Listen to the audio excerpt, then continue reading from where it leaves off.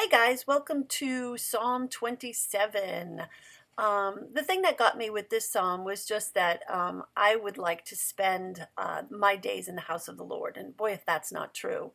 So we're starting out here. I'm just laying in a light red wash on my door.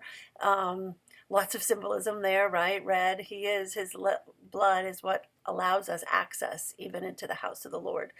You see here, I'm putting on a darker edge onto that door to just give it some dimension because I want it to look like the door is semi-open. Once I went in and put the red on the door, I went back in and just mopped up a little bit of the middle there. You see how it's a little bit whiter? Just because I wanted to have some dimension and be able to put some shadows behind those flowers so that it pops just a little bit.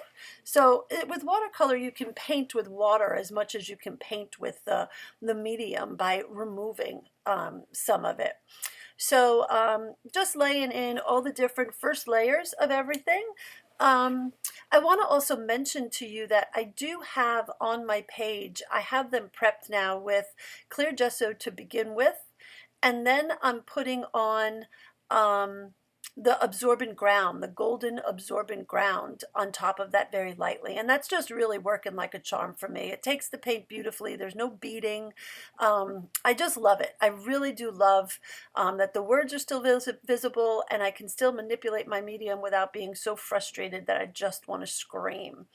So, okay, back to our picture here. Dropping in a little bit of shadow behind that door because it is an open door to gain access to him. Um, Nothing really exciting here. Do you see how often I dry?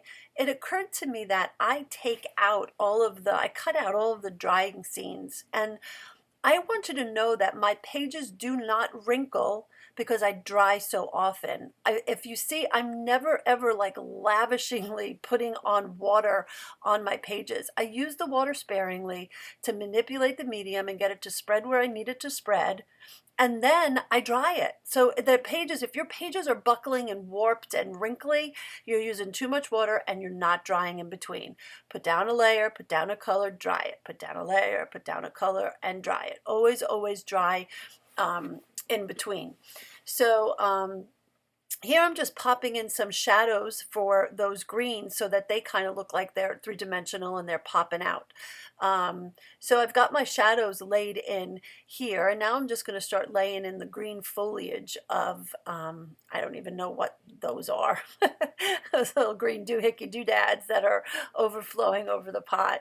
So, and I'll come back in later and I'll add some more shadow on them so that it pops even more.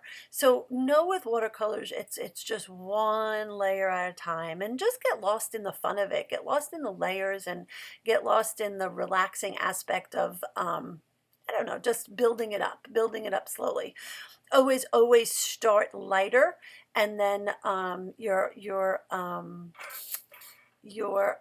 shadows will come in after, as you're building up your layers. If you start too dark, you can't, it's very hard to um, claim back those whites and all of that.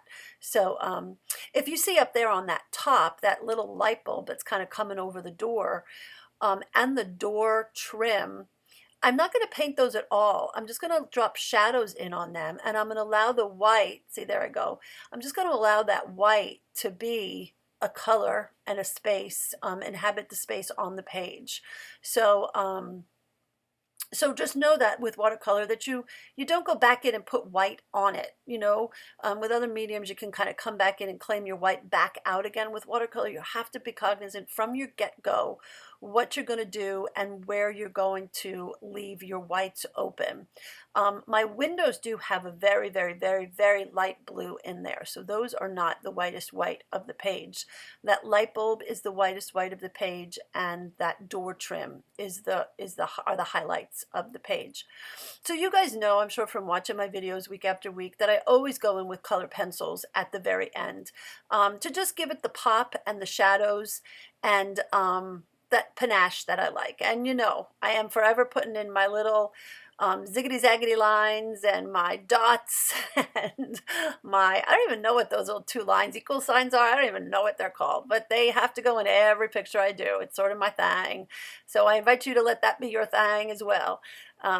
So there you have pretty much the picture is done, and I'm just going to get my lettering down there on the bottom, and that's going to close out Psalm 27. Please upload pictures. I'd love to see what you guys are doing. Upload, and let's share in this experience together.